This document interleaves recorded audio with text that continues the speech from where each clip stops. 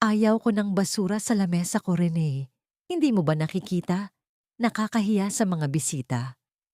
Ang boses ni Doña Pilar ay parang talim ng balisong na humihiwa sa maugong na tawanan sa loob ng mansyon. Sa gitna ng kintab ng mga kristal na chandelier at amoy ng mga mamahaling pabango na hinalo sa halimuyak ng mga sariwang bulaklak, nakatayo si Rene. Ang kanyang mga kamay na maghapong nakalubog sa tubig at amoy ng bawang at suka ay nanginginig habang hawak ang isang deseramikong pinggan. Ito ang adobo na sinimulan niyang iluto bago pa sumikat ang araw. Pinili niya ang pinakamagandang bahagi ng karne gamit ang perang buwan-buwan niyang itinatabi mula sa barya-baryang natitira sa budget ng palengke.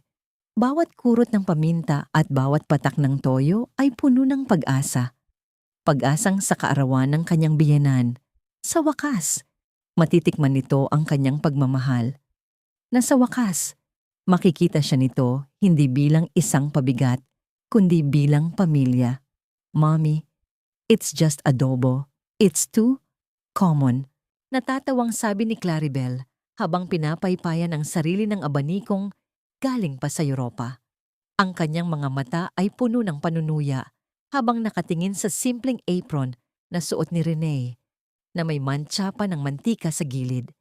Lumingon si Doña Pilar sa mga panauhin, mga asawa ng senador, mga negosyante, at mga matatandang mayayaman sa Forbes Park.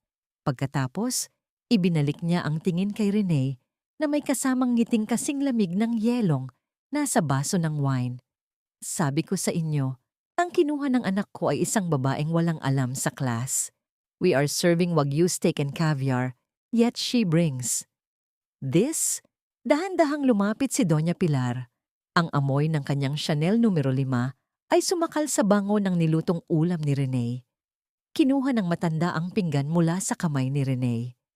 Sa isang saglit, umasa si Rene na titikman ito ng biyenan. Ngunit ang pag-asang yon ay gumuho ng tumalikod si Doña Pilar at lumakad patungo sa sulok ng dining room kung saan nandoon ang kulungang ginto ni Princess, ang kanilang alagang French Bulldog. Isang dahan-dahang pagtagilid ng kamay. Ang malapot at mainit na sarsa ng adobo ay dumaloy pababa, bumagsak sa malamig na sahig na marmol. Ang mga piraso ng malambot na karne na pinagpuyatan ni Rene ay nagkalat sa tabi ng mangkok ng aso. Diyan ka nararapat, Princess. Kainin mo ang luto ng senyora ng bahay, sabi ni Doña Pilar bago bumaling muli sa mga bisita. At least, my dog has better taste than her. Umalingaw-ngaw ang tawa ng mga tao. Ang bawat hagik-hik ay parang sampal na paulit-ulit na tumatama sa mukha ni Rene. Ang init ng sarsa na tumalsik sa kanyang paa ay hindi kasing hapdi ng bara sa kanyang lalamunan. Hiya, ang pakiramdam na gusto niyang lalamunin siya ng lupa. Ang kanyang pagsisikap, ang kanyang pagkatao ay itinuring na dumi sa gitna ng karangyaan na akala ng lahat ay bahagi siya. Napatingin siya kay Eduardo, ang kanyang asawa.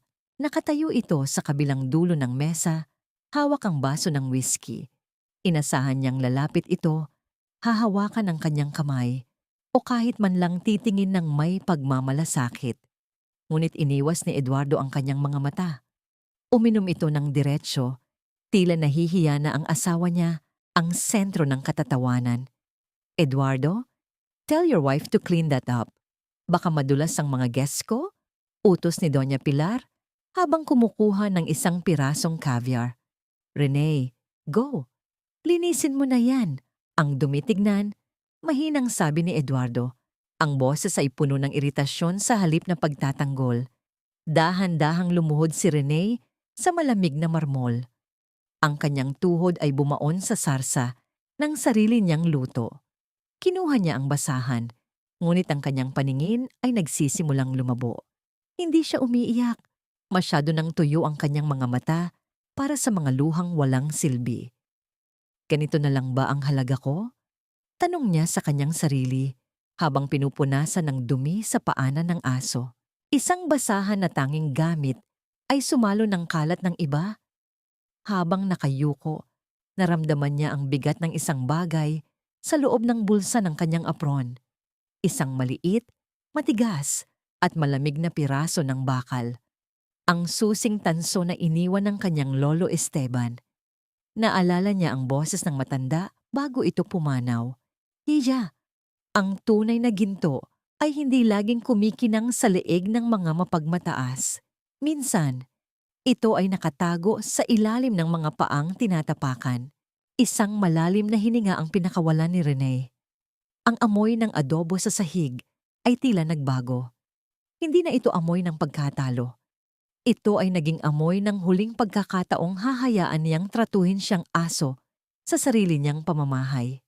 Sa labas, ang ulan ay nagsimulang pumatak sa mga dahon ng nara, ngunit sa loob ng puso ni Rene, isang apoy ang dahan-dahang nagliliyab. Lumingon siya sa mga binti ng kanyang biyenan na nakasuot ng telang galing sa Italia. Hindi nila alam. Hindi nila alam na ang bawat pulgada ng lupang kinatatayuan nila, ang bawat kristal na tinitingala nila, ay nakatali sa susing hawak niya sa loob ng bulsa. Tumayo si Rene ng dahan-dahan. Ang kanyang likod ay tuwid na tila isang kwerdas ng gitara na handang pumutok. Tapos na po, Ma'am Pilar. Ang kanyang boses ay mahinahon, walang panginginig. Tumingin si Doña Pilar ng may pandidiri. Good. Now get out of my sight. Go to the kitchen and stay there. Huwag kang lalabas hanggat hindi tapos ang party. Tumalikod si Rene. Habang naglalakad siya patungo sa madilim at mainit na kusina, isang mensahe ang nag-vibrate sa kanyang cellphone na nakatago sa bewang. Mula kay Attorney Reyes. Nakahanda na ang lahat, Rene. Sila na lang ang hinihintay nating pumirma sa sarili nilang hatol. Are you ready? Hinawakan ni Rene ang susing tanso. Ang lamig nito ay nagbigay sa kanya ng kakaibang lakas. Sa gitna ng tawanan sa kabilang silid, isang mapait na ngiti ang sumilay sa kanyang mga labi. Sa loob ng kusina, ang hangin ay malapot at puno ng anghang ng mga pampalasa. Ngunit mas masakit sa dibdib ang bawat hiningang kinukuha ni Rene. Ang ingay ng mga kubyertos mula sa dining room ay tila mga palasong tumatama sa kanyang likuran. Nakatayo siya sa harap ng lababo, ang kanyang mga kamay ay nakalubog sa bulan ng sabon. Sinusubukang kuskusin ang mantsa ng taba sa mga pinggang porselana. Ang tunog ng marahas na pagbukas ng pinto ay nagpatalon sa kanyang puso. Hindi siya lumingon. Alam niya ang bigat ng bawat hakbang na papalapit sa kanya. Rene, ano ba ang pumasok sa isip mo? Ang boses ni Eduardo ay puno ng pagod, ngunit may kasamang paninisi. Alam mong mahalaga ang gabing ito para kay Mommy. Bakit kailangang magmukha kaming katawa-tawa dahil sa luto mo? Dahan-dahang itinigil ni Rene ang paghugas. Humarap siya sa asawa. Ang basang kamay ay nakakapit sa gilid ng lababo. Pinaghirapan ko ang ulam na yun, Ed. Birthday niya. Gusto ko lang maramdaman niya na ano? Na marunong kang magluto? Putol ni Eduardo. Ang kanyang mukha ay namumula sa ilalim ng liwanag ng bumbilya. Hindi mo ba maintindihan? Ang mga bisita ni Mommy ay mga matataas na tao. Hindi sila kumakain ng pagkaing pangkanto. Napahiya ako, Rene. Napahiya ang pamilya Castillo dahil sa pagpupumilit mo. Ang bawat salita ni Eduardo ay tila isang malamig na tubig na ibinubuhos sa nagbabagang damdamin ni Rene. Wala itong tinira, kundi ang abo ng panghihinayang. 10 taon. 10 taon niyang ibinigay ang lahat. Ang kanyang oras, ang kanyang kabataan, ang kanyang pagkatao. Para sa lalaking ito, na ni hindi man lang nagawang itanong kung maayos ba ang kanyang lagay pagkatapos hiyain ng sarili nitong ina. Bago pa makasagot si Rene, pumasok si Doña Pilar. Ang kanyang tindig ay parang isang reyna na pumasok sa kulungan ng mga alipin. May hawak siyang isang folder. Ang kulay nito ay kasing dilim ng kanyang hangarin. Eduardo, iwan mo muna kami. Utos ng matanda. Hindi na nagdalawang isip si Eduardo. Isang huling tingin ng pagkainis ang ibinigay niya kay Rene. Bago tuluyang lumabas, isinasara ang pinto ng may lakas na nagpayanig sa mga nakasabit na sandok. Rene, Simula ni Doña Pilar. Ang boses niya ngayon ay malambot, ngunit may lason. Alam mo kung gaano kalaki ang utang na loob mo sa pamilyang ito, hindi ba? Noong kinuha ka ni Eduardo, ano ka lang? Isang ulilang probinsyana na walang pangalan. Kami ang nagbigay sa iyo ng bubong, ng damit, at ng pagkakataong tawaging Kastilyo. Ang salitang utang na loob ay tila isang tanikalang humihigpit sa leeg ni Rene. Alam ng matanda kung saan pipindutin ang kanyang konsensya.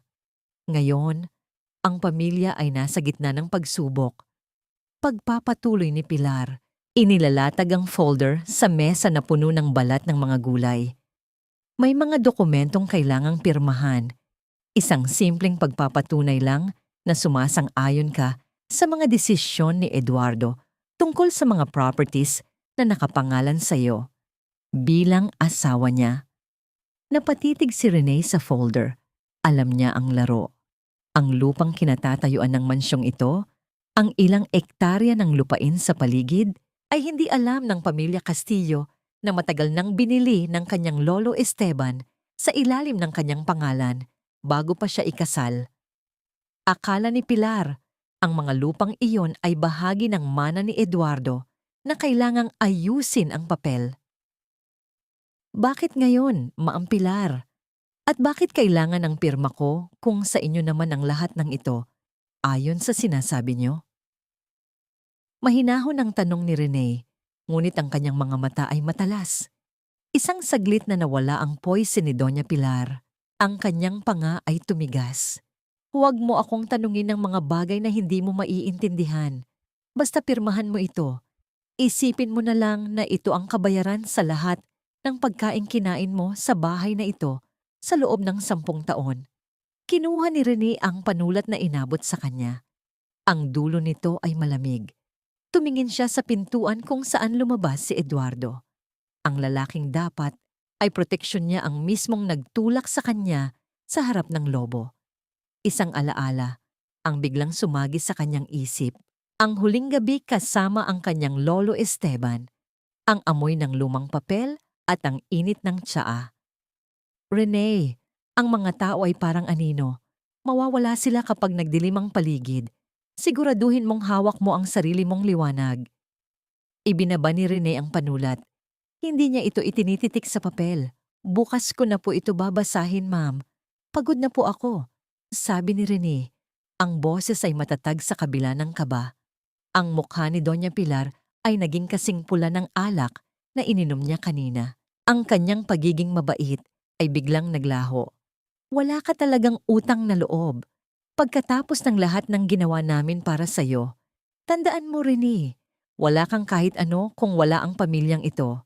Isang pirma lang, iyon na lang ang silbi mo. Dinaluhong ni Pilar ang folder at mabilis na lumabas. Ang tunog ng kanyang takong sa sahig ay parang mga putok ng baril sa pandinig ni Rene. Naiwan si Rene sa gitna ng kusina. Ang katahimikan ay tila isang mabigat na kumot. Kinuha niya ang kanyang cellphone. Ang screen ay nagliwanag sa dilim.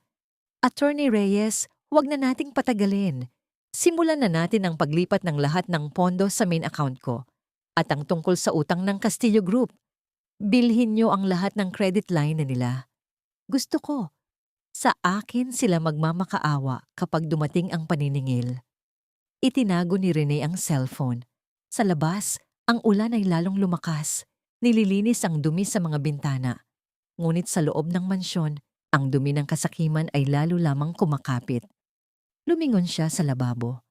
Ang huling pinggan ay malinis na, nagniningning sa ilalim ng ilaw. Katulad ng kanyang plano, malinis, tahimik, at walang itinitira. Ang silid ni Rene ay hindi matatagpuan sa pangunahing palapag ng mansyon. Matapos ang ilang taon ng unti-unting pagpapatapon sa kanya mula sa silid ng asawa, nauwi siya sa isang maliit na kwarto sa dulo ng pasilyo, malapit sa imbakan ng mga lumang kagamitan.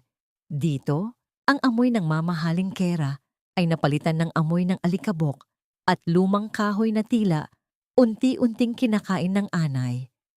Umupo si Rene sa gilid ng kanyang kama. Ang tunog ng ulan sa bubong ay parang libu-libong maliliit na daliri na gustong pumasok sa loob. Binuksan niya ang isang maliit na kahon na yari sa Nara, ang tanging bagay na nadala niya mula sa probinsya.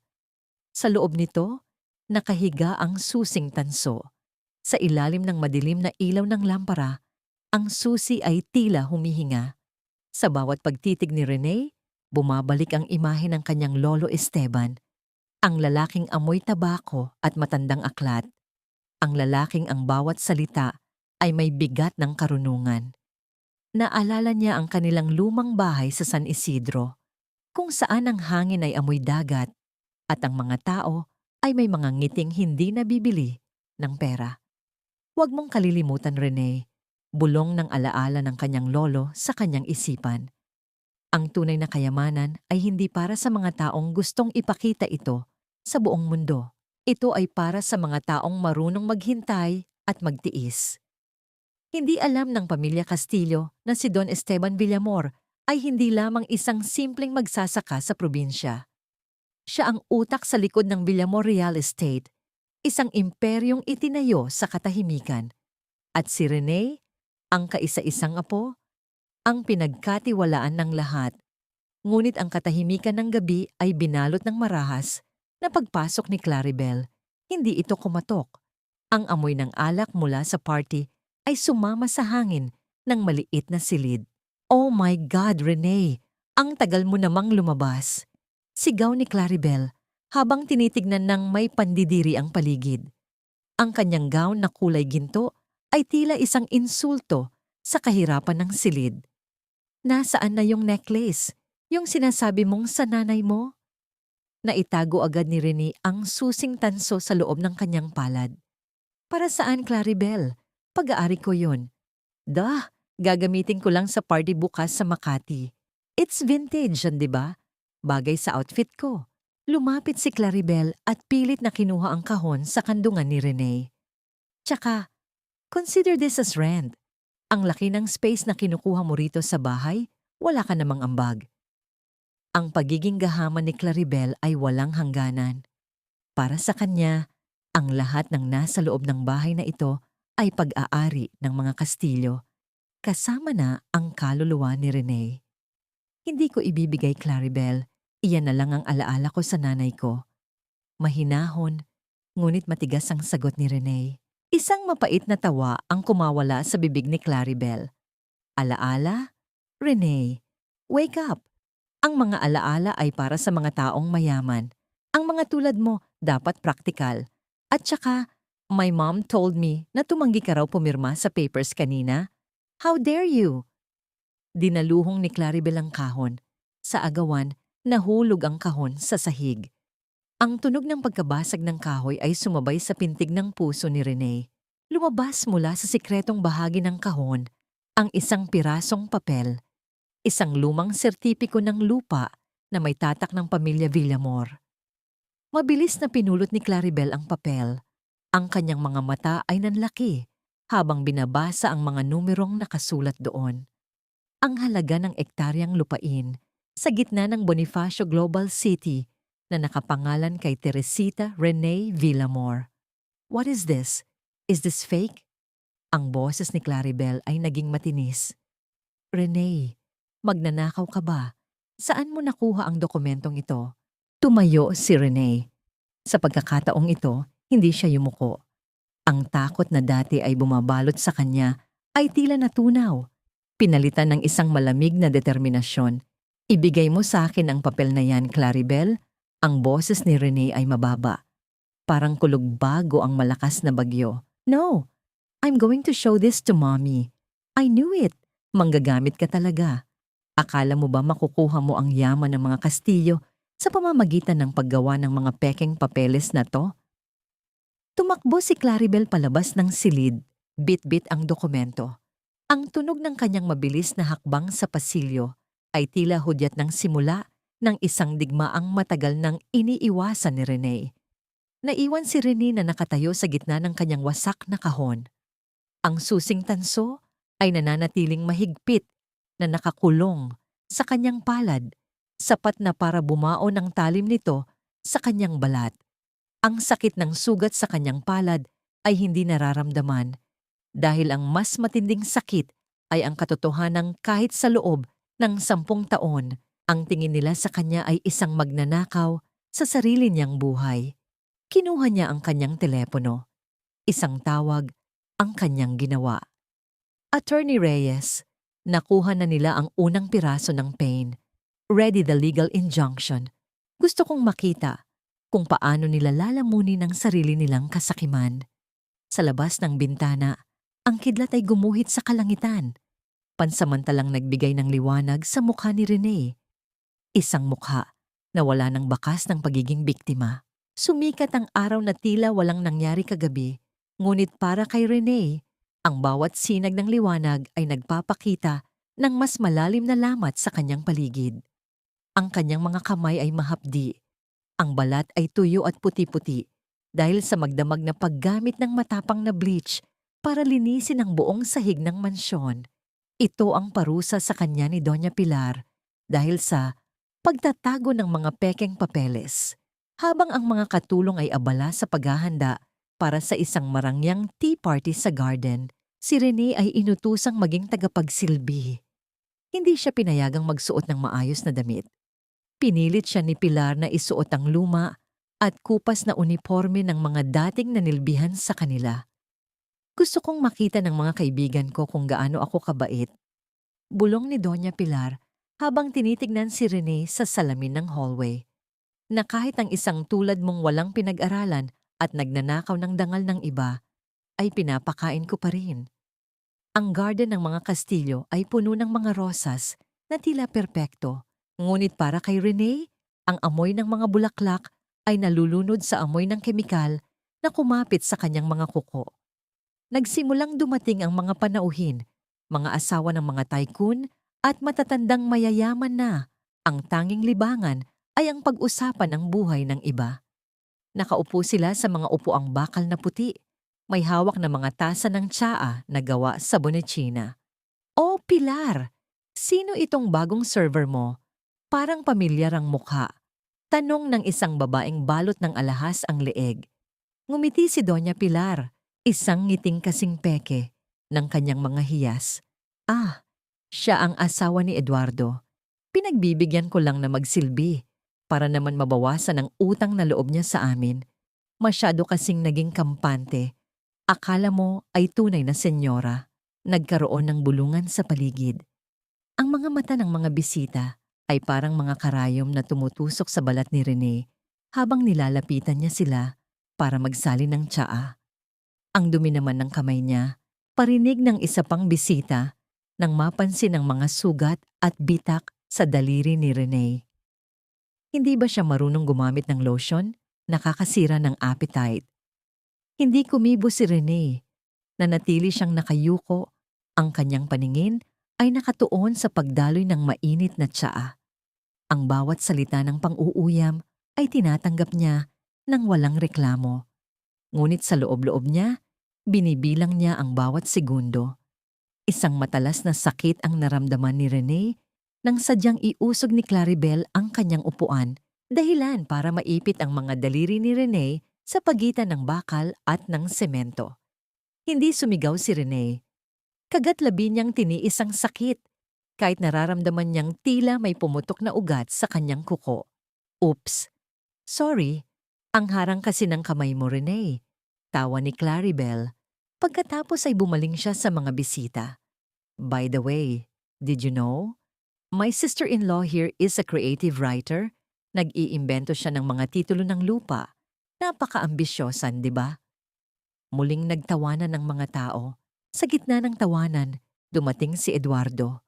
Kasama niya ang isang batang babae, maganda, maputi, at halatang galing sa isang makapangyarihang pamilya, si Sofia, ang anak ng isang bangkerong nais pakasalan ni Eduardo para maisalba ang kanilang kumpanya.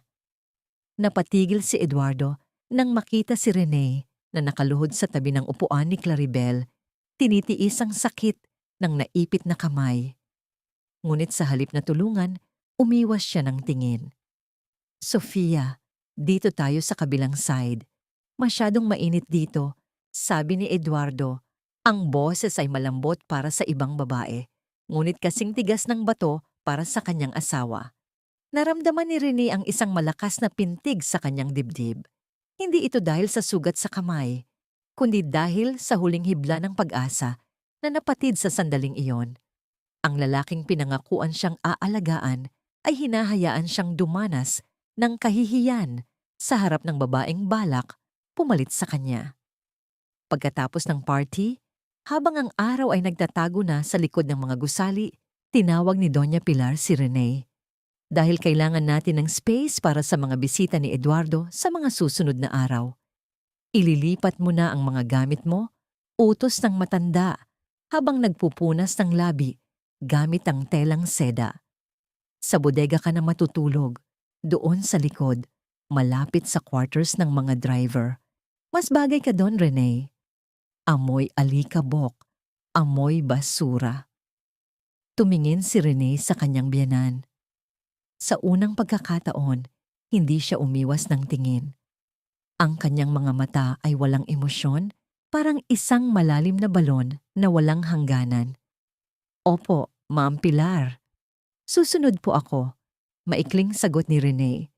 Habang naglalakad siya patungo sa madilim na bodega, bitbit ang kanyang basag na kahon ng Nara. Naramdaman niya ang pag-vibrate ng kanyang cellphone sa loob ng kupas na uniforme. Isang text mula kay Attorney Reyes. The audit is complete. The Castillo Group is technically bankrupt. They don't own the mansion anymore, Rene. You do. The bank has already transferred the foreclosure notice to your private holding company. One word from you, and they will be out on the streets. Tumigil si Rene sa tapat ng pintuan ng bodega. Ang amoy ng anag-ag at dumi ng daga ay sumalubong sa kanya. Ngumiti siya ng mapait. Huwag muna, attorney, reply niya.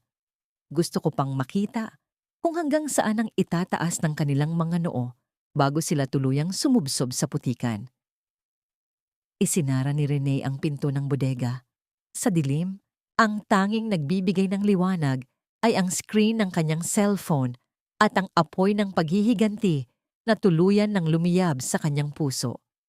Ang bodega ay hindi lamang silid ng mga luma at sirang gamit. Ito ang libingan ng mga alaala ng pamilya Castillo na ayaw na nilang makita. Sa bawat sulok, may mga kahon ng mga gamit na wala ng silbi, mga silyang bali ang paa, at mga kurtinang kinain na ng anay. Sa gitna ng lahat ng ito, sa ibabaw ng isang manipis na kutsyon na nakalatag sa sahig, nakaupo si Rene. Ang tanging liwanag ay nanggagaling sa isang maliit na bintanang may rehas sa itaas, kung saan sumisilip ang maputlang liwanag ng buwan. Ang init sa loob ay nakakapanghina. Ang hangin ay amoy luma at amoy amag na tila sumasakal sa kanyang bawat hininga. Biglang bumukas ang pinto. Ang liwanag mula sa labas ay tumama sa mukha ni Rene, dahilan para mapikit siya ng bahagya. Nakatayo doon si Claribel. Hawak ang dokumentong kinuha niya sa silid ni Rene kanina. Sa likod niya ay si Doña Pilar. Ang mukha ay puno ng isang uri ng kasakimang hindi na maitago ng kanyang kolorete. Rene, mag-usap tayo. Ang boses ni Pilar ay hindi na matalim. Ngayon, ito ay puno ng isang mapanganib na tamis. Parang asukal na may halong lason. Pumasok sila sa loob ng masikip na bodega. Ang kanilang mga mamahaling sapatos ay humahakbang sa maalikabok na sahig ng may pag-iingat. Inilapag ni Claribel ang dokumento sa ibabaw ng isang lumang cabinet. Nalaman namin ang tungkol sa titulong ito, Rene. Simula ni Claribel, habang tinitignan ang dokumento ng may matinding pagnanasa.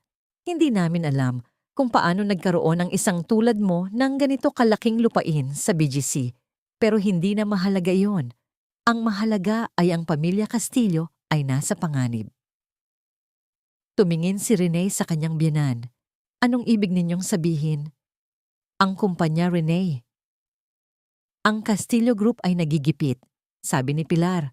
Lumapit siya at hinawakan ang balikat ni Rene, isang haplos na nagpadulas ng kilabot sa likod ng batang babae. Ang lupang ito. Kung isasama natin ito sa assets ng kumpanya, Maililigtas natin ang lahat. Hindi ba't gusto mong makatulong sa amin? Hindi ba't gusto mong patunayan na karapat-dapat kang maging isang kastilyo? Ang kapal ng mukha ng mga babaeng ito ay tila walang kapantay. Matapos siyang hiyain, pakainin sa sahig at itapon sa bodega. Ngayon ay lumalapit sila dahil kailangan nila ang kanyang yaman. Pirmahan mo na itong deed of donation, Renee. Utos ni Claribel, sabay abot ng isang ballpen. Donasyon para sa kumpanya. In exchange, we will treat you better. I promise, ibabalik ka namin sa main house. You can even have your own car. Isang matagal na katahimikan ang bumalot sa bodega. Ang tanging maririnig ay ang mahinang pagaspas ng pakpak ng isang gamugamo na pilit na lumalapit sa liwanag ng cellphone ni Claribel. Tumingin si Renee sa kontrata. Alam niya ang nakasulat doon. Hindi ito donasyon. Ito ay isang pagsuko ng lahat ng kanyang karapatan sa lupain ng kanyang lolo Esteban. Ang lupang ito ang puso ng kanyang imperyo at nais nilang kunin ito ng libre sa ilalim ng maskara ng pagtulong sa pamilya. Paano kung ayaw ko? Mahinahong tanong ni Renee. Ang tamis sa mukha ni Doña Pilar ay biglang naglaho. Pinalitan ng isang madilim na anyo. Ang kanyang mga mata ay nanliit. Renee, huwag mo kaming subukan. Isipin mo si Eduardo. Sa tingin mo ba ay mananatili siya sa'yo kapag nalaman niyang pinagdadamutan mo ang pamilya niya? Sofia is waiting, Renee. Isang salita ko lang at pirma na lang ng divorce ang hihintayin mo. At huwag mong isipin na ang dokumentong ito lang ang hawak namin. Dagdag ni Claribel nang may mapang-uyam na ngiti. Kahit hindi mo pirmahan, makukuha namin ang gusto namin. My friend is an expert in, shall we say, duplicating signatures. Pero mas madali kung ikaw na ang gagawa, di ba? Naramdaman ni Renee ang isang malakas na pintig sa kanyang sentido. Ang pagbabanta ng pag-forge sa kanyang pirma ay ang huling patak na nagpaapaw sa baso ng kanyang pasensya. Ngunit sa halip na sumigaw, isang malamig na kapayapaan ang bumalot sa kanya. Kinuha ni Renee ang ballpen. Inasahan ni Pilar at Claribel na susunod siya, na ang takot ay mangingibabaw. Ngunit bago pa tumama ang dulo ng panulat sa papel, nagsalita si Renee. Gusto ninyo ng pirma ko? Tiningnan niya ng diretso sa mata ang kanyang biyenan. Ibibigay ko ang pirma ko, pero hindi sa dokumentong ito. Anong ibig mong sabihin? Tanong ni Pilar. Ang kanyang boses ay puno ng pagduda. Ibibigay ko ang pirma ko sa harap ng isang abogado. Bukas, sa opisina ng Castillo Group. Doon natin tapusin ang lahat, sabi ni Renee. Ang kanyang boses ay tila isang hatol na walang pag-aalinlangan. Nagkatinginan ng mag-ina. Ang kislap ng tagumpay ay kuminang sa mga mata ni Claribel. Akala niya ay sumuko na si Renee. Fine, bukas ng 10:00. Siguraduhin mong hindi ka magbabago ng isip, kundi sa kalsada ka na magpapalipas ng gabi. Lumabas ang dalawa. Muling isinara ang pinto ng bodega nang may lakas na nagdulot ng pagyanig sa mga lumang gamit. Naiwan muli si Renee sa dilim. Kinuha niya ang kanyang cellphone sa ilalim ng kutsyon. Nakabukas ang isang audio recording. Na-record ang lahat ng pagbabanta at ang plano nilang pag-forge sa kanyang pirma. Pinindot niya ang send button patungo kay Attorney Reyes. Attorney, narinig mo ba? Gusto nila ng pirma ko. Ibigay natin sa kanila ang isang pirma na hinding-hindi nila malilimutan sa buong buhay nila. Humiga si Renee sa manipis na kutsyon. Tinitignan ng rehas sa bintana. Ang gabi ay malalim na, ngunit sa gitna ng dilim, alam niyang ang bukas ay magdadala ng isang bagong uri ng liwanag. Isang liwanag na susunog sa lahat ng mga kasinungalingan ng pamilya Castillo. Ang madaling araw sa loob ng bodega ay tila isang malamig na kamay na humahaplos sa balat ni Renee. Ang katahimikan ay binabasag lamang ng mahinang huni ng mga kuliglig sa labas. Ngunit sa loob ng kanyang isipan, ang ingay ng mga plano at pagbabanta ay hindi tumitigil. Ang kanyang kamay na naipit kagabi ay namumula at may bahid ng asul na pasa. Isang paalala ng kalupitan ng mga taong itinuring niyang pamilya. Dahan-dahang tumayo si Rene. Ininda ang kirot sa kanyang likod mula sa manipis na kutsyon. Sa tulong ng isang maliit na timba ng tubig, sinimulan niyang linisin ang kanyang sarili. Walang mainit na tubig, walang mabangong sabon. Ang lamig ng tubig ay tila gumigising sa bawat hibla ng kanyang determinasyon. Habang naglalakad siya patungo sa main gate para kunin ang mga iniwan na labada ng pamilya, isang itim na sasakyan ang dahan-dahang huminto sa labas ng rehas. Ang kintab ng sasakyan ay tila isang hiyas sa gitna ng madilim na kalsada. Bumukas ang bintana nito at lumitaw ang mukha ni Attorney Salvador Reyes. Rene, mahinang tawag ng abogado. Ang kanyang boses ay puno ng respeto, isang bagay na matagal nang hindi naririnig ni Rene mula sa ibang tao. Lumapit si Rene sa rehas. Ang kanyang mga kamay ay mahigpit na nakakapit sa malamig na bakal. Attorney, bakit kayo naparito? Masyadong maaga. Baka makita kayo ni Pilar. Hindi na mahalaga kung makita nila ako, Rene. Ang oras ay hindi na natin kakampi. Iniabot ni Reyes ang isang makapal na envelope sa pagitan ng mga rehas. Narito ang lahat ng ebidensya. Ang Castillo Group ay hindi lamang nalulugi. Sila ay gumamit ng mga pekeng pondo mula sa mga offshore accounts para itago ang kanilang utang. At ang mas malala, ang pirma mo sa ilang mga loan documents noong nakaraang taon, lahat iyon ay forged. Naramdaman ni Rene ang isang malamig na sapa ng galit na dumadaloy sa kanyang mga ugat. Alam niyang tuso ang mga Kastilyo, ngunit hindi niya akalaing gagamitin nila ang kanyang pangalan para sa kanilang mga ilegal na gawain. Ginamit nila ako para sa kanilang mga utang. Bulong ni Rene, ang kanyang tinig ay gumaralgal sa halong pait at pagkamuhi. Oo, at ang mansyong ito. Ang mismong bahay na tinitirhan nyo ay nakasangla na sa isang bangko na pag-aari ng Villamor Group. Sa madaling salita, Rene, ikaw na ang nagmamay-ari ng bawat pako at semento ng bahay na ito. Sila ay mga nangungupahan na lamang na hindi nagbabayad. Isang matagal na katahimikan ang namagitan sa kanila. Ang amoy ng mamahaling leather mula sa loob ng sasakyan ni Reyes ay humahalo sa amoy ng basang lupa sa labas. Para kay Rene, ang envelope na hawak niya ay hindi lamang papel. Ito ang susi ng kanyang kalayaan. Ano ang gusto mong gawin? Tanong ni Reyes. Maaari ko silang padalhan ng eviction notice ngayon din. Huwag muna, attorney. Ang mga mata ni Rene ay tumalim. Gusto ko silang makita sa kanilang pinakamataas na sandali. Bukas, sa opisina. Doon ko gustong makita ang kanilang mga mukha kapag nalaman nilang ang babaeng itinuring nilang basahan ang may-ari ng mundong kinatatayuan nila. Naiintindihan ko. Mag-iingat ka, Rene. Ang mga taong desperado ay parang sugatang hayop. Mas nananakit sila bago tuluyang bumagsak. Umalis ang sasakyan ni Reyes. Iniwan si Rene sa gitna ng papalubog na dilim ng madaling araw. Itinago niya ang envelope sa loob ng kanyang lumang uniforme. Ngunit pagtalikod niya, bumungad sa kanya ang figura ni Doña Pilar. Nakatayo ito sa ilalim ng poste ng ilaw.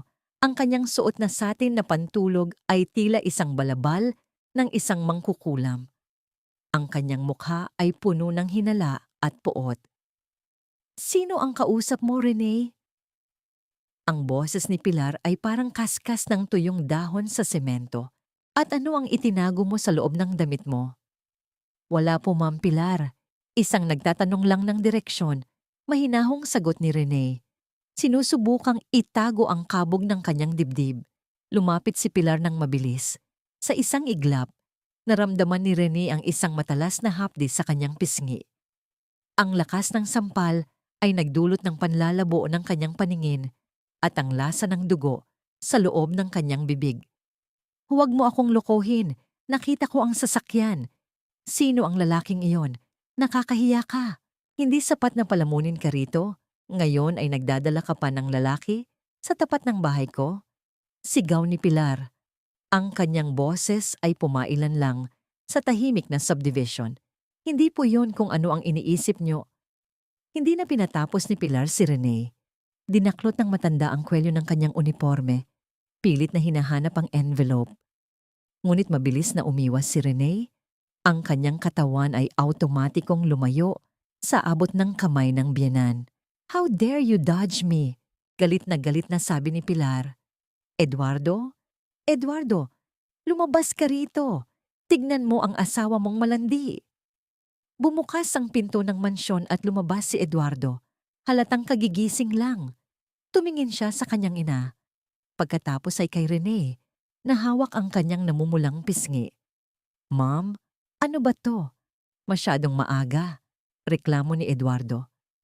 "Ang asawa mo, Eduardo, nakikipagkita sa kung sinong lalaki sa labas ng gate at may itinago siyang dokumento." Turo ni Pilar kay Rene. Tumingin si Eduardo kay Rene. Ang kanyang mga mata ay puno ng pagduda at pagkapagod. Walang bakas ng pag-aalala para sa asawang nasaktan. "Rene, ibigay mo kay mami kung ano man ang hawak mo. Huwag mo nang dagdagan ng gulo." Tumingin si Rene kay Eduardo. Ito ang lalaking minahal niya, ang lalaking pinagkatiwalaan niya ng kanyang buhay. At ngayon, sa harap ng malinaw na pang-aabuso, ang tanging alam nitong gawin ay sumunod sa dikta ng kanyang ina. Isang mapait na tawa ang kumawala sa mga labi ni Rene. Hindi ito tawa ng katuwaan, kundi tawa ng isang taong tuluyan nang bumitaw sa huling tali ng pag-asa. "Wala kayong makukuha sa akin ngayon," sabi ni Rene. Ang kanyang boses ay malamig pa sa simoy ng umaga. "Magkita-kita tayo bukas sa opisina, gaya ng napagkasunduan. Doon ko ibibigay ang lahat ng nararapat sa inyo." Tumalikod si Rene at naglakad patungo sa bodega. Hindi pinapansin ang mga sigaw ni Pilar sa kanyang likuran. Sa bawat hakbang, nararamdaman niya ang bigat ng envelope sa kanyang dibdib. Hindi na ito mabigat dahil sa takot, kundi dahil sa kapangyarihang taglay nito. Sa loob ng madilim na bodega, naupo muli si Rene. Hinawakan niya ang kanyang pisnging kumikirot. Ngumiti siya sa dilim. Bukas, ang bawat sampal, bawat pangungutya, at bawat patak ng luha ay magkakaroon ng katumbas na kabayaran. Ang mansyon ng mga Kastilyo ay tila isang nagniningning na lason sa gitna ng gabi. Ang bawat sulok ay pinalamutian ng mga sariwang bulaklak na ang bango ay halos nakakahilo, humahalo sa amoy ng mga imported na kandila at ang mahal na alak na tila tubig kung dumaloy. Ngayong gabi ang kanilang charity gala, isang pagtitipon para sa mga naulila at nagigipit, isang kabalintunaan na nagpapakulo sa dugo ni Rene. Sa gitna ng bulwagan, nakatayo si Doña Pilar, suot ang isang puting terno na tila sumisimbolo sa kanyang kadalisayan. Bawat bisitang dumarating ay binabati niya ng isang yakap at ngiting kasing tamis ng pulot, habang ang kanyang mga mata ay palihim na nagbabantay sa bawat galaw ni Rene. Si Rene ay hindi pinayagang magtago sa kusina ngayong gabi. Pinilit siyang magsuot ng uniforme ng isang server, isang itim na damit na may puting apron, at inutusang maglibot bitbit ang isang mabigat na tray ng red wine. Ang kanyang pisngi na sinampal ni Pilar kahapon ay tila kumikirot pa rin, isang lihim na pasa sa ilalim ng manipis na pulbos na pilit niyang inilagay. "Tignan niyo ang aking manugang," parinig ni Doña Pilar sa isang grupo ng mga asawa ng mga negosyante. Kahit may sariling pinagmulan, mas pinili niyang maglingkod ngayong gabi. Gusto raw niyang maranasan ng magbigay dahil alam niya ang pakiramdam ng walang-wala. Napaka-humble, di ba? Isang mahinang tawanan ang sumunod. Ang bawat sulyap ng mga bisita ay puno ng mapang-uyam na awa. Para sa kanila, si Rene ay isang buhay na ebidensya ng kabutihang loob ng mga Kastilyo, isang pulubi na pinatuloy sa palasyo. Dahan-dahang lumapit si Rene sa kinaroroonan ni na Eduardo at Sofia. Ang kanyang asawa ay mukhang kagalang-galang sa kanyang tuksedo, habang si Sofia ay nakasandal sa kanyang braso, suot ang isang kwintas na diamante na mas maliwanag pa sa mga mata ni Rene. "Wine, sir. Ma'am." Ang boses ni Rene ay patag, walang emosyon. Tumingin si Eduardo sa kanya. Saglit na kumislap ang hiya sa kanyang mga mata nang makita ang asawa sa ganoong kalagayan. Ngunit mabilis itong napalitan ng kawalang bahala. Salamat, Renee. Pakidala na rin ng ilang baso sa table ni na Senator. Oh, Renee, ang galing mo palang mag-balance ng tray. Tawa ni Sofia. Ang kanyang boses ay tila isang matininis na kampanilya. Sabi ni Eduardo, mahilig ka raw sa mga gawaing bahay. I can see why. You fit the role perfectly. Napatitig si Renee sa baso ng alak na hawak ni Sofia. Ang mapulang likido ay tila dugo sa loob ng kristal. Sa sandaling iyon, ang init ng galit ay dahan-dahang umakyat mula sa kanyang mga paa patungo sa kanyang dibdib. Gusto niyang isaboy ang alak sa mukha ng babaeng ito. Gusto niyang isigaw na ang bawat diamanteng suot nito ay binayaran ng mga utang na ang pangalan niya ang nakataya. Ngunit nanatili siyang imik. Ang kanyang kamay na may pasa ay mas lalong humigpit sa tray. Magtiis ka, Renee. Malapit na silang mahulog sa sarili nilang bitag. Napansin ni Renee ang pagpasok ng ilang kalalakihan na may dalang mga professional na kamera. Hindi sila ang karaniwang photographers ng mga social events. Ang kanilang mga ID ay mula sa mga nangungunang business journals at news outlets sa bansa. Nagkatinginan sila ni Attorney Reyes na nakatayo sa isang madilim na sulok, may hawak na baso ng tsaa. Isang bahagyang tango ang ibinigay ng abogado. Ang mga media na yon ay hindi imbitado ni Pilar. Sila ay narito para sa isang malaking expose tungkol sa Castillo Group. Umakyat si Doña Pilar sa maliit na entablado sa harap ng bulwagan. Kinuha niya ang mikropono at ang lahat ay natahimik. Mga kaibigan, ngayong gabi ay hindi lamang tungkol sa charity. Simula ni Pilar, ang kanyang boses ay puno ng drama. Gusto ko ring ibahagi ang isang magandang balita. Ang Castillo Group ay papasok sa isang bagong partnership na magpapatatag sa aming legacy. At bilang simbolo ng aming pasasalamat, isang malaking donasyon ng lupain ang gagawin namin para sa aming foundation. Lumingon si Pilar kay Renee nang may mapanghamong tingin. Renee, hiha, lumapit ka rito. Dalhin mo ang dokumentong pinag-usapan natin kagabi. Ang bulungan sa paligid ay lalong lumakas. Lahat ng mata ay nakatuon kay Renee. Inasahan ni Pilar na ilalabas ni Renee ang deed of donation na pilit nilang ipinapapirma sa kanya. Akala nila ay natakot siya sa banta ni Claribel at sa sampal ni Pilar.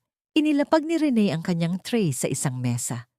Ang bawat hakbang niya patungo sa entablado ay tila isang mabigat na tunog ng tambol sa gitna ng katahimikan. Hindi siya mukhang biktima. Ang kanyang likod ay tuwid, ang kanyang paningin ay matalas. Dinukot ni Renee ang isang envelope mula sa kanyang apron. Ngunit bago niya ito iabot, lumingon muna siya sa mga miyembro ng media na nagsisimula ng kumuha ng litrato. Maam Pilar, ang boses ni Renee ay umalingaw-ngaw sa sound system, malinaw at makapangyarihan. Sigurado po ba kayo na gusto ninyong ituloy ang donasyong ito sa harap ng lahat ng mga saksi na narito? Napatigil si Pilar. Ang kanyang ngiti ay naging matigas. Ano bang sinasabi mo? Ibigay mo na ang papel, Renee. Huwag kang mag-eksena. Ngumiti si Renee. Isang ngiting hindi kailanman nakita ng mga Kastilyo. Isang ngiting puno ng tagumpay at paglaya. Dahil kung itutuloy niyo ito, pagpapatuloy ni Renee habang binubuksan ang envelope, kailangan niyo ring ipaliwanag kung paano niyo idodonate ang lupang hindi naman sa inyo. Ang katahimikan sa loob ng bulwagan ay naging kasing lamig ng yelo. Ang tanging maririnig ay ang mabilis na pag-flash ng mga kamera ng media. Ang bawat bulong sa loob ng bulwagan ay tila naging isang malakas na ugong sa pandinig ni Doña Pilar. Ang kanyang mukha, na kanina ay punong-puno ng pagmamalaki, ay unti-unting namumutla. Ang kanyang mga kamay ay nagsimulang manginig habang hawak ang mikropono. Renee, anong kalokohan ito? Ibigay mo sa akin ang folder na yan. Pilit na tawa ni Pilar. Sinusubukang bawiin ang atensyon ng mga bisita. Pasensya na kayo. Mukhang uminom yata ng kaunti ang aking manugang. Ngunit hindi natinag si Renee. Sa halip na ibigay ang folder, lumakad siya patungo sa projector na ginagamit para sa presentation ng Castillo Group.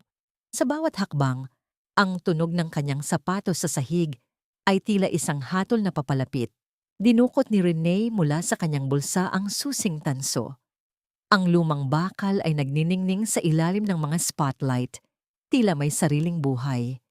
Inilapag niya ito sa ibabaw ng glass scanner ng projector, kasama ang dokumentong galing sa envelope. Biglang lumitaw sa malaking screen sa likod ni Renee ang isang imahe na nagpatahimik sa lahat. Hindi ito ang deed of donation. Ito ay ang orihinal na titulo ng lupa at ang huling testamento ni Don Esteban Villamor. Ang pangalang nakasulat sa itaas, sa malalaking letra, ay hindi Castillo. Ito ay Teresita Rene Villamor. Ang lupang kinatatayuan ninyo, ang mansyong ito, at ang lahat ng assets na sinasabi ni Doña Pilar na sa kanila. Ay pag-aari ng aking lolo, ang boses ni Rene ay malinaw, tumatagos sa bawat sulok ng silid. At ayon sa testamentong ito, ako ang kaisa-isang tagapagmana ng Villamor Estate, isang imperyong nagkakahalaga ng 70 bilyong dolyar. Isang kolektibong singhap ang nagmula sa mga bisita. Ang mga kamera ng media ay walang tigil sa pagkuha ng litrato. Ang bawat flash ay tila isang kidlat na tumatama sa nagigibang dangal ng mga Kastilyo. That's impossible. Sigaw ni Claribel. Tumatakbo siya patungo sa entablado. Ang kanyang mukha ay puno ng takot at galit. Peke yan. Magnanakaw ka, Rene. Ma'am, gawin mo ang paraan. Ngunit si Doña Pilar ay hindi makagalaw. Ang kanyang mga mata ay nakapako sa screen. Alam niya ang selyo ng mga Villamor.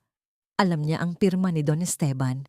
Ang katotohanan ay tila isang malaking bato na dumadagan sa kanyang dibdib. Rene! Ano ito? Ang boses ni Eduardo ay narinig mula sa ibaba ng entablado.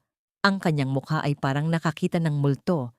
Ang babaeng itinuring niyang walang silbi, ang asawang hinayaan niyang hiyain ng lahat, ay ang may-ari ng lahat ng bagay na pinapangarap niya. Bakit hindi mo sinabi? Tumingin si Rene sa kanyang asawa. Walang galit sa kanyang mga mata. Tanging isang malalim na pait. Sinubukan kong maging asawa sa iyo, Eduardo. Sinubukan kong maging bahagi ng pamilyang ito kahit tinatrato niyo akong hayop.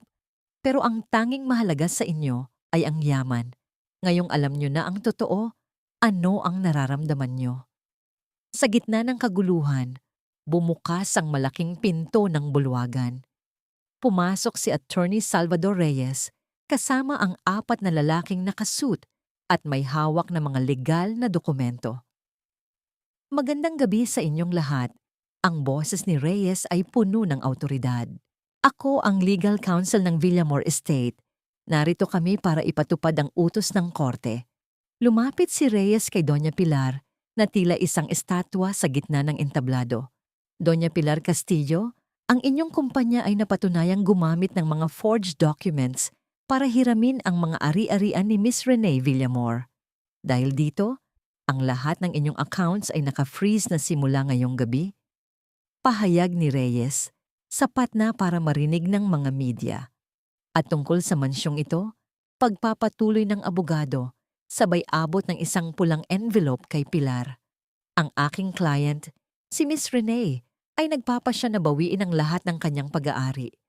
Ipinapawalang bisa rin natin ang anumang transaksiyong ginawa ninyo ngayong gabi. Ang pagtitipon na ito ay tapos na. Ang katahimikan na sumunod ay nakakabingi. Ang mga bisita na kanina ay nakikipag-unahan para batiin si Pilar ay dahan-dahang nagsimulang lumayo, tila ayaw madamay sa bumabagsak na barko. Si Sofia, na kanina ay nakakapit sa braso ni Eduardo, ay dahan-dahang bumitaw at lumakad papalayo nang hindi man lang tumitingin sa lalaki. Ang pag-ibig na itinayo sa pera ay gumuho sa isang saglit. Naiwan ang mga Kastilyo sa gitna ng entablado. Mga hari at reynang nawalan ng trono sa harap ng mundong pilit nilang niliyag. Tumingin si Rene kay Pilar. Ang susing tanso ay kinuha niya muli mula sa projector. Hinawakan niya ito ng mahigpit. Ang susing ito, Bulong ni Rene, sapat na para marinig ni Pilar. Ito ang susi sa bawat pintuan ng bahay na ito. At ngayong gabi, isa-isa ko itong itatrangka sa inyo. Ang kanina'y maugong at punong-punong bulwagan ay naging kasing tahimik ng isang sementeryo sa hating gabi. Ang mga mamahaling chandelier ay tila nawalan ng ningning at ang bawat piraso ng palamuti ay nagmukhang mga basurang nagkalat sa paligid. Isa-isang nagsialisan ang mga panauhin, ang kanilang mga yabag sa marmol na sahig ay mabilis at punong-puno ng pag-iwas. Tila natatakot na mahawa sa mantsa ng kahihiyang bumalot sa pamilya Castillo. Sa gitna ng entablado, ang baso ng mamahaling wine sa kamay ni Doña Pilar ay dahan-dahang bumitaw sa kanyang mga daliri. Bumagsak ito at nagkadurog-durog sa paanan ng kanyang terno. Ang mapulang likido ay dumanak at dumumi sa puting tela. Tila isang sariwang sugat. Hindi niya ito napansin. Ang kanyang paningin ay nananatiling nakapako kay Rene, na ngayon ay tila isang higante sa kanyang paningin. Hindi ito maaari. Bulong ni Pilar. Ang kanyang boses ay nanginginig at halos hindi marinig. Eduardo, gawin mo ang paraan. Ang asawa mo. Sinisiraan niya tayo sa harap ng lahat. Lumapit si Eduardo kay Rene. Ang kanyang mga hakbang ay hindi sigurado. Sinubukan niyang hawakan ang braso ng asawa. Ang kanyang mukha ay pilit na nagpapakita ng isang ngiting puno ng desperasyon. Rene, mahal. Pag-usapan natin ito ng pribado. Mahinang sabi ni Eduardo. Ang kanyang Taglish ay puno ng panginginig. Bakit kailangang umabot sa ganito? I'm your husband. We are family. Whatever is yours is also mine. Diba? Please, sabihin mo sa kanila na nagbibiro ka lang. Tinitigan ni Rene ang kamay ni Eduardo na nakahawak sa kanyang braso. Dahan-dahan niya itong tinabig. Ang kanyang kilos ay puno ng pandidiri. Family, pag-uulit ni Rene, ang bawat pantig ay kasing lamig ng yelo. Nasaan ang pamilya noong hinayaan mo akong itapon sa bodega? Nasaan ang pamilya noong pinanood mo ang nanay mo na ipakain sa aso ang pinaghirapan kong iluto? Ang tanging pamilyang kilala mo, Eduardo, ay ang perang dala ko. At ngayong gabi, tapos na ang serbisyo ko sa inyo. Rene, you bitch! Sigaw ni Claribel na tila isang sugatang hayop na nagwawala. Akala mo ba mananalo ka? Forged ang lahat ng iyan. We will sue you. Hindi mo kami mapapaalis sa bahay na ito. Lumapit si Attorney Reyes at humarang sa pagitan ni Claribel at Rene. Inilabas niya ang isang asul na folder na may selyo ng korte. Miss Castillo, ang banta ninyo ay walang basehan, pahayag ng abogado. Dahil sa mga illegal na transaksyong ginawa ninyo, gamit ang pangalan ng aking kliyente, ang korte ay naglabas na ng writ of possession para sa mansyong ito at sa lahat ng ari-arian sa loob nito. Ang bawat sentimong nasa inyong bulsa ay pag-aari na ni Miss Rene Villamor simula pa noong nakaraang buwan. Humarap si Rene kay Doña Pilar na ngayon ay nakakapit na sa gilid ng mesa para hindi matumba. Ang matanda ay tila tumanda ng 10 taon sa loob lamang ng ilang minuto. Ang kanyang awtoridad ay natunaw, pinalitan ng isang hubad na takot. Maam Pilar, tawag ni Rene. Ang kanyang boses ay hindi sumisigaw, ngunit tumatagos sa buto. Naalala niyo ba ang sinabi niyo sa akin na wala akong utang na loob? Ngayong gabi, babayaran ko ang lahat ng sinasabi ninyong utang ko. Ang bawat pagkain, bawat damit, at bawat sandali ng pang-aalipusta ninyo. Kinuha ni Rene ang isang maliit na relo mula sa kanyang bulsa at itinapat ito sa mukha ni Pilar. Mayroon kayong 48 oras, deklara ni Rene. 48 oras para iligpit ang inyong mga personal na gamit at lisanin ang lupang ito. Pagkatapos ng oras na iyon, ang sino mang matitira rito ay ituturing na trespasser at kakasuhan namin ng criminal charges. Rene, please, hindi mo pwedeng gawin ito sa amin. Pagmamakaawa ni Pilar, ang kanyang boses ay gumaralgal. Saan kami pupunta? Wala kaming matutuluyan. Eduardo, do something! Ngunit si Eduardo ay nakayuko na lamang, ang kanyang mga balikat ay bagsak. Ang lalaking dati ay puno ng yabang ay ngayon ay isang anino na lamang ng kanyang dating sarili. Attorney Reyes, tawag ni Rene habang tumatalikod na siya sa entablado. Siguraduhin na walang anumang gamit ang mailalabas sa bahay na ito maliban sa kanilang mga damit. Ang lahat ng alahas, sining at kagamitang binili gamit ang pera ko ay mananatili rito. Naglakad si Rene papalabas ng bulwagan. Sa bawat hakbang niya, nararamdaman niya ang hangin na dumarampis sa kanyang mukha. Isang hanging amoy kalayaan. Amoy ng bagong umaga. Sa kanyang likuran, narinig niya ang malakas na pagtangis ni Claribel at ang mahinang paghagulgol ni Doña Pilar. Ang ingay ng kanilang pagbagsak ay hindi na nagdudulot ng sakit sa kanyang puso. Sa unang pagkakataon sa loob ng 10 taon, ang bigat na kanyang dinadala ay tuluyan ng naglaho. Tumigil siya sa may pintuan at lumingon sa huling pagkakataon. Nakita niya ang kanyang susing tanso na nakapatong sa projector, nagniningning sa gitna ng kadiliman ng bulwagan. Lolo Esteban, bulong niya sa kanyang sarili. Tapos na po ang pagtitiis. Ngayon, ang pangalang Villamor ay muling magbubukang liwayway. Ang bawat segundo ng orasan sa loob ng mansyon ay tila naging isang mabigat na pako na ibinabaon sa katahimikan ng gabi. Ang 48 oras na ibinigay ni Rene ay nagsimulang dumaan na parang isang mabilis na agos ng tubig na walang sinasanto. Ang bahay na dati ay puno ng musika at tawanan ay naging isang malamig na kuta ng desperasyon. Sa itaas na bahagi ng mansyon, sa loob ng master bedroom na dati ay bawal pasukin ni Rene. Nakatayo ang mga tauhan ng security team ni Attorney Reyes. Tahimik silang nagbabantay habang ang pamilya Castillo ay nagkakandara pa sa pag-iimpake. Wala na ang mga unipormadong katulong, lahat sila ay binayaran na ni Rene at pinauwi. Iniwan ng mga Castillo na mag-isa sa gitna ng kanilang kalat. Si Claribel ay nakaupo sa gitna ng kanyang walk-in closet. Napapalibutan ng mga tumpok-tumpok na sapatos at designer bags. Ang kanyang buhok ay gulo-gulo. Ang kanyang mukha ay puno ng bakas ng mga natuyong luha. This is so unfair. Hindi ko pwedeng iwan ang mga ito. Sigaw ni Claribel habang pilit na isinisiksik ang isang mamahaling Hermes bag sa loob ng isang itim na trash bag. Dahil sa kautusan ni Rene, hindi sila pinayagang gumamit ng kanilang mga mamahaling maleta dahil ang mga yon ay binili gamit ang pondo ng kumpanya. Sa kabilang silid, si Eduardo ay nakatitig sa bintana. Nakita niya sa labas ng gate ang mga sasakyan ng media at ang ilang mausisang kapitbahay na dati ay yumuyuko sa kanila. Ngunit ngayon ay may hawak na mga cellphone at kumukuha ng video ng kanilang pagbagsak. Ang bawat sulyap ng mga tao sa labas ay tila isang malakas na sampal sa kanyang natitirang dignidad. Ed, gawin mo ang paraan. Kausapin mo ang asawa mo. Pagmamakaawa ni Pilar habang humahawak sa braso ng anak.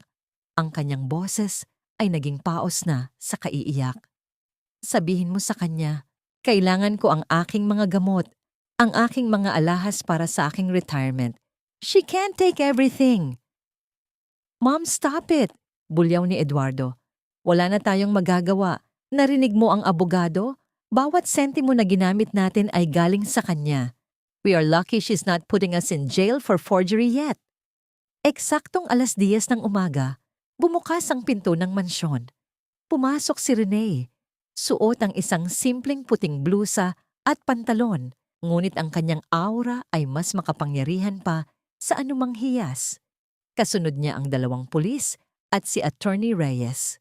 Tapos na ang oras, ang boses ni Rene ay walang halong galit. Tanging isang malamig na katotohanan. Naglakad sila patungo sa pintuan. Habang pababa ang pamilya Castillo, bit-bit ang kanilang mga itim na trash bag. Ang ingay ng mga plastik na kinalalagyan ng kanilang mga damit ay tila isang nakakahiyang musika sa gitna ng marangyang hagdanan. Wait! Sigaw ng isang security guard habang pinipigilan si Claribel sa may pintuan. Kailangan nating i-check ang mga dala nyo. How dare you? Mga damit ko lang ito. Depensa ni Claribel, ngunit ang kanyang boses ay nanginginig. Binuksan ng guard ang isa sa mga supot.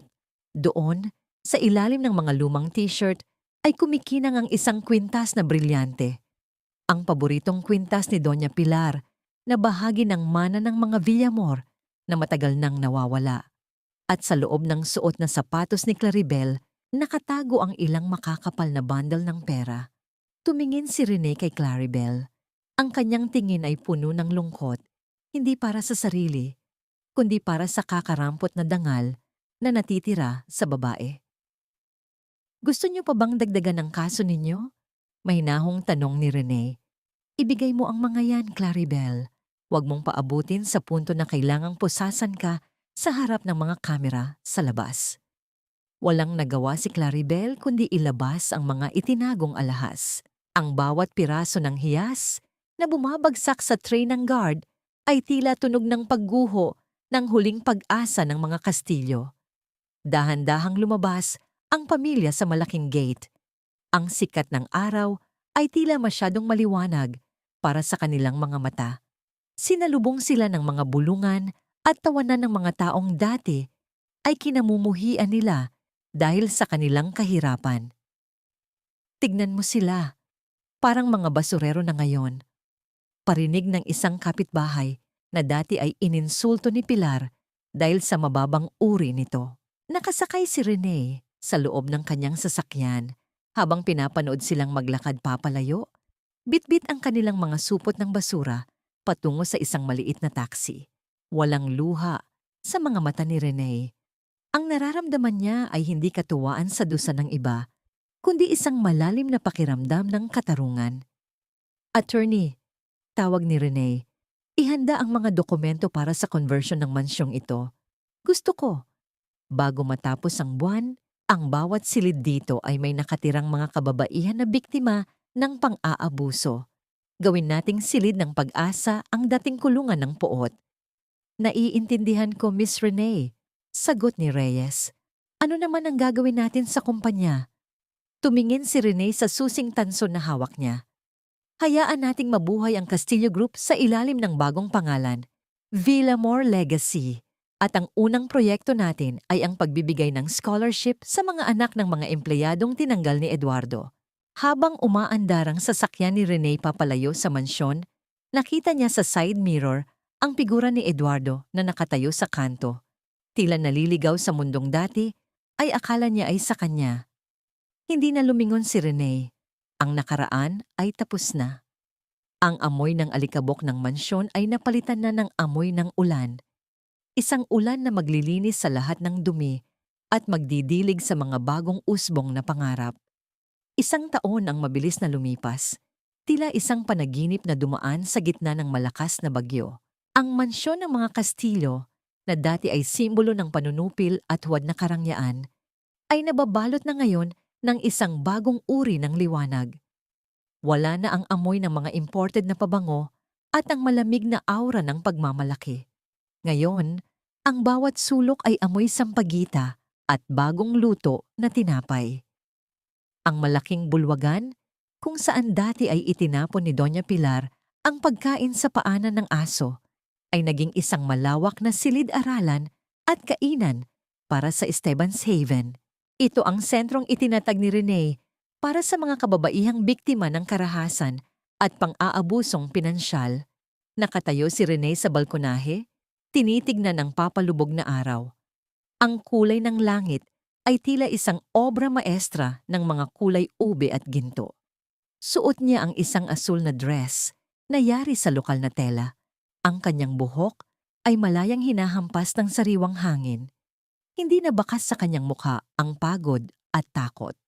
Ang kanyang mga mata ay nagniningning na ngayon sa kapayapaan. Narinig niya ang mahinang yabag ng sapatos sa likuran niya. Hindi na siya kailangang lumingon para malaman kung sino ito. Napakakaganda ng tanawin ngayong hapon, hindi ba Miss Rene? Ang boses ni Attorney Reyes ay puno ng paghanga. Ngumiti si Rene at humarap sa abogado. Totoo, Attorney.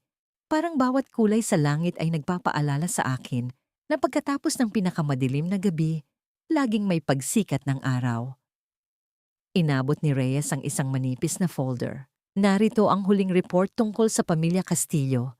Gaya ng iyong hiling, hindi natin sila tuluyang kinasuhan ng forgery. Ngunit ang lahat ng kanilang ari-arian ay tuluyan ng na-liquidate para bayaran ang kanilang mga utang. Kamusta sila? May nahong tanong ni Rene.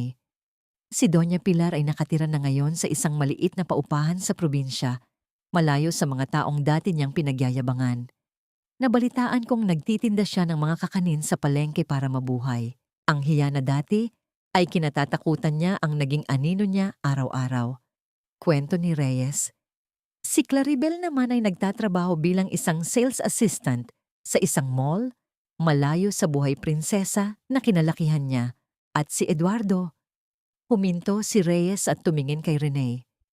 Si Eduardo ay madalas makitang nakatambay sa labas ng main gate ng kumpanya, tila naghihintay ng pagkakataong makausap ka, pero laging siyang pinapaalis ng security. Huminga ng malalim si Rene. Wala siyang naramdamang galit, wala ring awa. Ang lahat ng emosyong yon ay tila naging abo na at tinangay na ng hangin. Hayaan natin silang mamuhay sa katotohanang sila mismo ang bumuo. Ang karma ay hindi laging tungkol sa paghihiganti. Minsan, ito ay tungkol lamang sa pagpapaalala sa tao ng halaga ng kanilang mga maling desisyon. Ready na po ang dinner sa baba, Miss Rene. Tawag ng isa sa mga kababaihan sa sentro. Nagluto po kami ng adobo gamit ang recipe ninyo. Isang matamis na ngiti ang sumilay sa mga labi ni Rene. Sige, susunod na ako. Bumaba si Rene sa dining hall. Nakita niya ang mahigit 30 kababaihan at ang kanilang mga anak na masayang nagkukwentuhan sa paligid ng mahabang mesa. Ang bawat plato ay puno ng pagkain at ang bawat baso ay puno ng malinis na tubig. Walang sino man ang nakatayo para magsilbi. Lahat sila ay pantay-pantay. Lahat sila ay pamilya. Naupo si Rene sa gitna nila. Kinuha niya ang kanyang kutsara at tinikman ng adobo. Ang lasa ng suka, toyo at bawang ay tila isang yakap mula sa kanyang nakaraan. Isang paalala ng kanyang lolo Esteban at ng kanyang sariling lakas. Bago matapos ang gabi, pumasok si Rene sa kanyang bagong opisina. Sa ibabaw ng kanyang mesa, nakalagay ang isang maliit na frame. Sa loob nito ay ang susing tanso na naging saksi sa kanyang pagtitiis at tagumpay. Hinawakan niya ang glass frame. Lolo, ang bawat pintong binuksan ng susing ito ay hindi na para sa akin lamang. Binuksan nito ang pintuan para sa lahat ng mga pusong dati ay nakakulong sa dilim. Lumingon siya sa bintana kung saan ang mga bituin ay nagsisimula ng kumislap. Ang mansyon ay hindi na isang kulungan. Ito ay naging isang parola, isang simbolo na ang isang babaeng imik at mapagtiis ay may taglay na lakas na kayang magpabagsak ng mga bundok ng kasakiman. At sa katahimikan ng gabi, ang tanging maririnig ay ang mahinang awit ng hangin, tila bumubulong ng isang bagong simula. Ang pangalang Villamor ay hindi na lamang tungkol sa yaman. Ito ay tungkol na sa pag-asa, katarungan, at ang walang hanggang kakayahan ng isang pusong magmahal at magpatawad.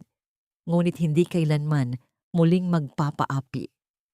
Sa isang malayong palengke sa probinsya, isang matandang babae ang tahimik na naglalako ng kanyang mga panininda. Ang kanyang mga kamay, na dati ay balot ng ginto, ay magaspang na ngayon at puno ng mantsa ng uling. Sa tuwing may dadaan na kakilala, mabilis siyang yumuyuko, tila gustong magtago sa ilalim ng kanyang kupas na panyo. Sa kabilang dako naman ng lungsod, isang lalaki ang nakatayo sa harap ng isang malaking gusaling na may nakasulat na Villamor Legacy. Tinitingnan niya ang bawat sasakyang lumalabas, umaasang makita ang isang pamilyar na mukha. Ngunit ang bawat sasakyang dumadaan ay tila isang paalala ng lahat ng kanyang sinayang. At sa itaas ng burol, sa loob ng nagniningning na mansyon, isang babae ang payapang natutulog. Ang kanyang panaginip ay hindi na puno ng mga sigaw at pangungutya. Ang kanyang panaginip ay puno na ng mga ngiti ng mga batang may kinabukasan at mga babaeng may sariling boses. Dahil ang tunay na yaman ay hindi nasusukat sa bilyong dolyar. Ito ay nasusukat sa kung gaano karaming buhay ang iyong nabago nang piliin mong tumayo at bawiin ang iyong sariling dangal.